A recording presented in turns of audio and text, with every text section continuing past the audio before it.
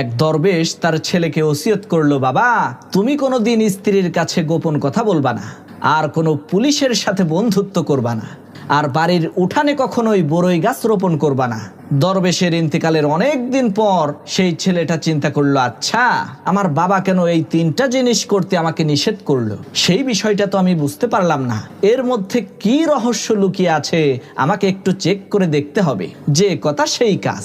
ওই দরবেশের ছেলে এক পুলিশের সাথে বন্ধুত্ব করে সেই পুলিশকে মাঝে মধ্যে বাড়িতে দাওয়াত দিয়ে ভালো মন্দ রান্না করে খাওয়াতো। এরপর সে তার ঘরের সদর দরজার সামনে কয়েকটা বড়ই গাছ রোপণ করলো।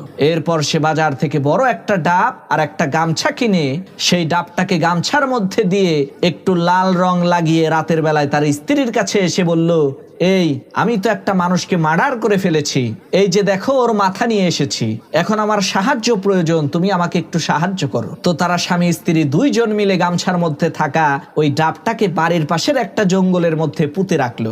এরপর চলে গেল অনেক দিন, কিন্তু তার উপরে কোনো বিপদ আসলো না। তখন ওই দরবেশের ছেলে বলল, আমার পিতা আমাকে যে তিনটা জিনিস করতে নিষেধ করলো আমি তো করলাম, আমার তো কোনো কিছুই হইল না, বুঝলাম না ব্যাপারটা।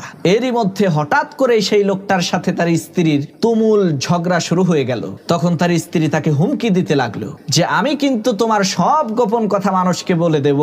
যে কথা সেই কাজ। তার স্ত্রী তারই পুলিশ বন্ধুর কাছে যে মাথার মুন্ডু পুঁতে রাখার কথা বলে দিল। সেই পুলিশ এসে জঙ্গলের মধ্য থেকে মাথার মুন্ডুটা তুলে দেখে সেটা একটা ডাব। পুলিশ বলল, এটা তো ডাব। লোকটার স্ত্রী বলল, আরে না, আমার স্বামী মাথার মুন্ডুটাকে সরিয়ে এখানে ডাব রেখে দিয়েছে। লোকটার স্ত্রীর কথা বিশ্বাস করে পুলিশ লোকটাকে উদ্দেশ্য করে বলল, ইউ আর আন্ডার অ্যারেস্ট। পুলিশের এই কথা শোনা মাত্রই লোকটা পালিয়ে যাওয়ার জন্য দিল এক দৌড়। কিন্তু দুর্ভাগ্য, বাড়ির সদর দরজায় থাকা বড়ই গাছের কাঁটা তার পায়ে বেঁধে গেল।